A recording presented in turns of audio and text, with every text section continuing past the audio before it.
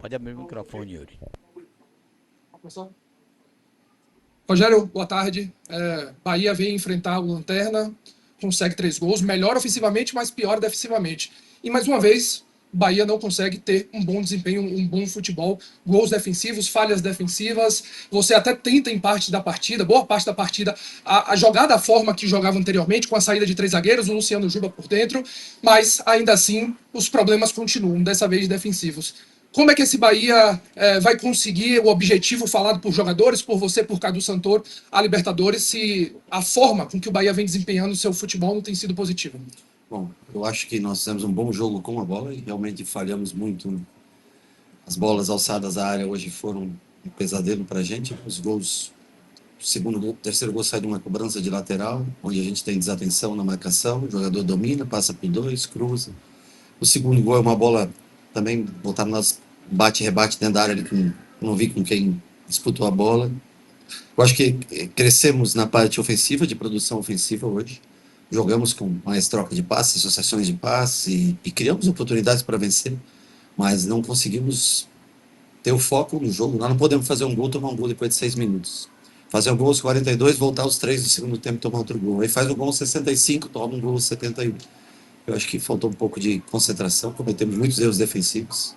Crescemos como jogo jogado, mas no geral não foi o suficiente para vencer e era um jogo que nós tínhamos a obrigação de vencer. Rogério, dos últimos 15 jogos, 2 triunfos, semana cheia para trabalho, período de Copa do Mundo. Qual atitude tem que ser tomada, Rogério, nesse momento que o Bahia vive para buscar uma reconexão com o torcedor? É uma contratação que tem que ser feita no mercado? O que vocês internamente avaliam para sair desse marasmo que o Bahia tem vivido nesses últimos 15 jogos? Não era 15, se você for analisar nos últimos 7 jogos também foram 2 vitórias. Se for analisar nos últimos 7 jogos, cada um faz a conta de acordo com o que interessa, pega o recorde que interessa. Eu acho que nós não podemos ter desatenções como tivemos hoje. Nós não podemos sair na frente, ficar na frente. Pela terceira vez na frente, sofrer gol com uma equipe que, com todo o respeito que eu tenho pela Chapecoense, a probabilidade de chegar ao final do campeonato na zona de rebaixamento é grande pela distância que tem do penúltimo colocado. Eu acho que falta mais foco no jogo, mais concentração, um pouco mais de malandragem no bom sentido de estar. Não pode se ceder oportunidades, ou tantas oportunidades a um adversário que praticamente dentro desse momento da competição parece ter um caminho definido para o final dela. Eu acho que falha de foco que a gente pede. Não é por falta de treinamento, eles têm treinado, nós temos treinado até mais do que temos menos tempo de folga, menos tempo de descanso, mais tempo de treinamento do que quando a gente tinha 2 jogos por semana e perdemos o foco do jogo. Ficou muito fácil fazer o gol, a gente cede com muita facilidade, a gente não pode ceder. É difícil, a gente tem que criar o dobro que o adversário para fazer 3 gols. E a gente cede com facilidade. Eu acho que hoje, no dia de hoje não podíamos tomar os gols que tomamos da maneira como tomamos os gols. Primeiro, uma proteção, a árbitro ali não dá a falta, seguimos a jogada, tomamos o gol com naturalidade. Segundo, os dois cruzamentos, não foram cruzamentos fortes, difíceis, de tiro, as alçadas da área. Então não podemos aceitar sofrer o gol, não podemos aceitar que os caras, a gente esteja à frente e o adversário chegue com tanta facilidade ou coloque a bola para dentro do gol com tanta facilidade como foi hoje. Atípico, porque nós não fazíamos 3 gols até, mas também não tínhamos problemas defensivos assim, há um grande número de jogos, a nossa média de gol era bem baixa de gols sofridos. Infelizmente hoje perdemos a concentração em lances que eram lances, acho que tranquilos para que a gente não tivesse sofrido gol. Rogério, boa tarde. Meu nome é Andrei, eu sou do Chapecast. Você já falou um pouco sobre essa partida aqui entre a Chapecoense e o Bahia. Dá para ver que você não está satisfeito com o resultado, mas eu queria, avaliando aquela partida que a Chapecoense fez lá contra vocês, na casa de vocês, onde foi amplamente dominada e o Bahia acabou ganhando por 2-0, ao meu ver poderia ter sido até ser feito mais. Hoje, nós aqui da imprensa de Chapecó avaliamos que a Chapecoense tem uma evolução no jogo dela, apesar ainda de ser um time frágil, digamos assim, né, para campeonato de Série A. E eu queria saber de você se algo no jogo da Chapecoense te surpreendeu, se você viu uma evolução, porque aparentemente a Chapecoense fez um jogo de igual para igual com o Bahia hoje e conseguiu marcar 3 gols, coisa que há bastante tempo aqui também a gente não via. Eu acho que jogou com algumas peças diferentes daquilo que a gente imaginava, porque nós vimos que o Iago chegou há pouco tempo, né? Nós vimos que alguns jogadores foram contratados, mas de sistema de jogo dentro daquilo que a gente esperava, com o Giovani jogando de falso 9 ali no primeiro tempo, depois tudo entrando no segundo tempo e jogando de 9, daí já com posicionamento dentro de área. Nesse sentido, não teve. Eu não acho que o jogo foi parei. Eu acho que o placar foi igual, foi idêntico, logicamente, mas nós tivemos assim, muitas vezes a oportunidade de matar o jogo, de botar 2 gols de vantagem e nós não conseguimos. E aí no final, sim, se torna um jogo lá e cá, se torna um jogo depois do empate da Chapecoense, fica o jogo. Já no jogo lá de Salvador, quando nós temos 2-0, nós dominávamos o jogo, e na parte final a Chapecoense cresceu no jogo, lá nos últimos 15, 20 minutos. Teve oportunidade de marcar gol, eu acho que por cair a concentração, por ser parte física. E hoje, novamente, nós começamos, a gente cede o gol e aí perde a confiança. Aí vai lá, faz o gol, sofre de novo, corrói tudo, faz. Aí parece que, assim, tá tudo bem, que não vai acontecer mais nada, então tem que ter um pouco mais de senso de urgência, de competitividade dentro do campo para não deixar. Eu não acho que o jogo foi equilibrado, acho que nós tivemos as melhores oportunidades, acho que tivemos mais oportunidades, mas eu acho que hoje sofremos na parte defensiva, coisa que nos últimos 6 jogos a gente tinha tomado 2 ou 3 gols, é bem pouco, né? Não, e você não pode, com todo respeito, mais uma vez, tomar 3 gols de um time que está numa fase tão difícil como uma vitória só no campeonato, aqui jogando em casa. Se eu não me engano, na primeira rodada, até contra o Santos, né? Você não pode sofrer 3 gols, tá entendendo? Essa é a parte inaceitável, né? Fizemos os 3 gols, construímos jogadas, tivemos chance, tivemos uma oportunidade claríssima com o Eric no final ali, de qualquer lugar que a bola fosse, entrava, né? Mas cedemos muito terreno ao adversário. Você não pode ceder terreno ao adversário que se encontra nessa situação.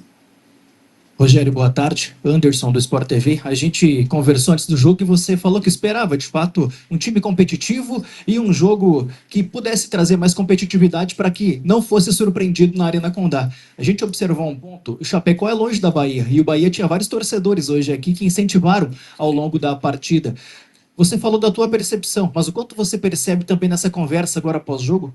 Que os atletas estão indignados, estão inconformados, chateados, e há um poder de indignação para mudar esse cenário, tendo a presença do torcedor mesmo em jogos fora de casa. Você não tem que ter poder de indignação, você tem que ter poder de fazer as coisas dentro do campo. Depois do jogo passado, você pode ficar puto, nervoso, chateado, cada um tem uma reação e é normal. Mas nós temos que ter a atitude dentro do campo. Depois que passa o jogo, acho que cada um tem um comportamento, quem joga, quem sofre mais, outros são, né, um pouco mais alienados do que é do todo, né, vamos dizer assim. Mas aí é um comportamento individual, que a gente tem que ter a atitude dentro do campo para não sofrer como a gente sofreu defensivamente no jogo de hoje, porque não foi criado nem próximo para sofrer 3 gols. 3 gols é muito sofrer hoje, no dia de hoje, pelo que o adversário criou. Acho que esse é o principal ponto. A gente tem que finalizar 20 vezes, 30 vezes para conseguir fazer 3 gols, né? Nós não podemos ceder tantas chances ao adversário com tão pouco que eles criaram. Acho que nesse sentido, mas a indignação maior até que ela tem que estar dentro do campo, na atitude. Não adianta agora aqui no pós-jogo a gente ir lá brigar, né? Cada um sabe no que poderia ter sido melhor, no que poderia ter feito de melhor, e não precisamos crescer como um todo, porque são 7 jogos, são 6 com 5, são 11 pontos só nos últimos 21 pontos disputados, né? Pouco mais de 50% e, como foi falado, se você quer chegar na parte de cima da tabela, você não pode desperdiçar oportunidades como foi no dia de hoje. O colega falou sobre a torcida e na coletiva passada você chegou a falar sobre desânimo, inclusive nos mínimos detalhes. Eu falei. Citou a questão do desânimo, do período em relação a um jogo ou outro, o tempo para trabalhar, em relação a lidar com o desânimo. Eu não lembro, mas se eu falei, você deve ter gravado, eu não lembro. Em relação a isso, até nos mínimos detalhes, Rogério, hoje, o colega citou, torcida presente aqui no local tão distante, e algo que não aconteceu hoje, que tradicionalmente acontece, os jogadores terminam o jogo, vão lá cumprimentar a torcida. Essa desconexão é nítida por parte de fora, assim. E eu queria ter uma opinião sua em relação a isso, se você avalia que esse momento que a gente está passando muito por essa desconexão, talvez pela falta de atitude, talvez por alguma falta de de conexão real entre torcedor e jogador? Bom, eu não prestei atenção. Eu sei que normalmente os jogadores vão até a torcida, seja onde for, e agradece o apoio. A gente viu que hoje tinha, sei lá, 200, 300 torcedores, eu não sei, né? Bastante gente, por se tratar de uma cidade de mais difícil acesso, né? E distância. Eu não prestei atenção no sentido deles terem ido ou não até o torcedor. Eu acho que é sempre uma pressão muito grande para todos eles entregar resultado na Fonte Nova. Quando não vem, as vaias acontecem e a gente entende que o protesto do torcedor. Eu não acho que a falta de conexão está aí. A falta de conexão ela vem, você acaba especulando ou tentando encontrar fatores pequenos pela falta de resultado, pela falta do triunfo, né? São 5 jogos que a gente empata. É, é, isso causa uma desconexão natural. Se você quiser usar como, né, não, porque não foram lá saudar o torcedor, eu acho que deve ter ido no começo do jogo, eu não sei, eu não prestei atenção, eu não vi, porque quando eu entrei eles já tinham entrado em campo. Mas eu acho que o resultado é a melhor coisa que existe para conectar o torcedor com os jogadores, né, com o grupo de jogadores. Não tem outra. O, o torcedor, o jogador não vai deixar de cumprimentar o torcedor. O cara tá exausto, cansado dentro do campo. Também se sente frustrado por não ter entregue a esse torcedor que veio até aqui ou que mora na região, que trabalha por aqui, o resultado esperado. Então, não é que há uma desconexão do torcedor, do jogador com a torcida. É o simples fato que o cara também sente, né? Estar à frente ao placar 3 vezes, ele também gostaria de ir lá dar um abraço no torcedor, entregando o triunfo ao torcedor, né? Eu acho que infelizmente é isso. E aí a gente tenta começar a se apegar a detalhes pequenos que eu acho que o que mais justificaria é vencer. Você precisa vencer jogos, ganhar jogos. Se você não ganhar jogos, qualquer time, não existe time com conexão com torcida, no caso nosso, não com derrotas, mas com não existindo triunfos, tá entendendo? Eu acho que aí, a partir daí, não existiu triunfo, 5 jogos, 5 empates. Não perdeu, mas também não conseguiu vencer. Não é uma falta de conexão com o torcedor, mas sim a gente começa a encontrar coisas, subterfúgios pequenos para tentar. Precisa ganhar. Se ganhar jogo, o torcedor se conecta. Não existe, escuta, eu não conheço nenhum time que, se ele não ganhar o jogo, exista uma conexão que flua diretamente com o torcedor. Você precisa entregar resultados para essa conexão existir. Rogério, me permita fazer uma pergunta em duas, assim. Faça uma, depois faça outra. Pronto. Primeira era, por que você decidiu que o Bahia voltaria a jogar hoje com a forma que jogava anteriormente, com o Luciano Juba por dentro, tendo aberto o Eric Pulga e o Cauê Furquinho? Por que dessa decisão? Primeiro, porque o Juba ainda não está numa condição física ideal para jogar pelo corredor para fazer. Segundo, nós enxergamos que o homem a mais no meio, a prova disso está o segundo gol, né, do toque de bola. Eu acho que fazia tempo até que a gente não jogava dessa maneira, com esse quadrado por dentro com o Juba, e sim muitas vezes fazendo com o William, essa superioridade pelo meio.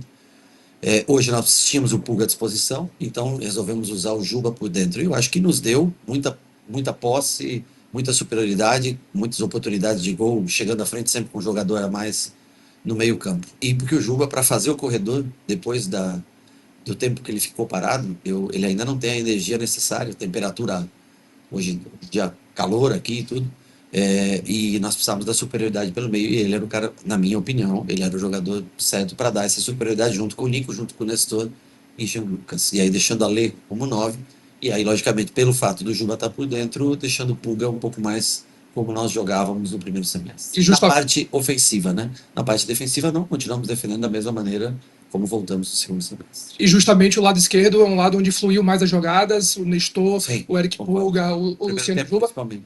O lado direito tem sido mais fraco, não tem conseguido desempenhar o mesmo, Perfeito. acompanhar o nível do lado esquerdo. Tem mais jogo pelo lado esquerdo que pelo lado direito. Exato, e hoje você preferiu o Jean Lucas novamente pelo lado direito, pelo menos no início da partida, boa parte do primeiro tempo ele estava ali do lado direito. Por que não uma outra solução? E qual seria essa solução? Ter o Caio Alexandre, aquela coisa que a gente até já conversou ao longo desses últimos 3 anos, ter o Caio Alexandre junto do Acevedo poderia ser uma solução, mas qual seria essa alternativa do lado direito, além do Jean Lucas? Seria o Eric, mas o Eric também veio de um bom tempo parado. O Eric jogou o último jogo contra o Atlético Mineiro, se eu não me engano, no dia 21. E depois ficou, infelizmente, teve uma infecção no pé, no calo, não lembro exatamente o que foi. Mas ficou parado um bom tempo, não aguentaria o jogo inteiro. Então nós resolvemos começar com o Jean Lucas naquele lado. O fato de ter o Juba vindo para dentro O Caio, ele joga muito melhor na função, olhando o jogo de trás, do que entre linhas, no caso, como Jean Lucas e Nestor jogaram, como o Michel e o Eric entraram no jogo. O Caio exerce uma função onde ele faz a diferença, justamente vendo o jogo de frente na função que ele entrou. Tentamos trazer Caio para 5, e aí jogar só com 3 homens de meio, fazendo Zé, que tem como característica passar pelo lado e colocar Puga mais próximo do Alejo. Mas a alternativa ao Jean Lucas, em tese, na minha opinião, vejo muito mais dentro desse sistema que nós jogamos com o Eric do que com o Caio Alexandre. Não que Caio Alexandre e Lincoln não posso jogar junto, posso. Não dentro desse sistema, fica um pouco mais difícil deles jogarem juntos. Mas dá. E nós precisávamos de 2 jogadores, prender os 2 zagueiros dele com o Alejo e ter 2 jogadores por trás da linha para formar esse quadrado. Então, eu acho que o Eric é mais ofensivo que o Caio, o Lucas é um jogador mais ofensivo que o Caio, por isso a escolha deles nessa função. Rogério, na entrevista pré-jogo Oi. você citou o gramado da Fonte Nova. Sim. Gostaria de ouvir a sua impressão do gramado da Arena Condá nesse contato que você teve hoje com o piso. Olha, para nós, do jeito que está o gramado lá, a bola, ao menos aqui, ela corre rápido, o que ajuda bastante para uma equipe que toca a bola. Tanto que você vai ver aí que provavelmente você vai, eu não sei quanto, porque eu não olhei da estatística, mas você vai chegar perto de 550, 600 passes, que é o nosso padrão. Nos últimos jogos, dentro da Fonte Nova, a gente não tem conseguido fazer isso. Então, para o jogo construído, apesar de ser um gramado sintético, eu sei que é ruim para os jogadores, chuteira, você vê, machuca bem mais, sai com todos com bolha no pé, quando um dia calor como esse, por exemplo, você sente muito mais, né, a superfície, mas para o jogo associativo, ele hoje estava mais apto para o jogo do que alguns gramados no Brasil se encontram no momento. Tá aí, encerrada a entrevista coletiva do técnico Rogério Ceni, completando, né, a pergunta dele aí. O Bahia trocou 564 passes, acertou 515.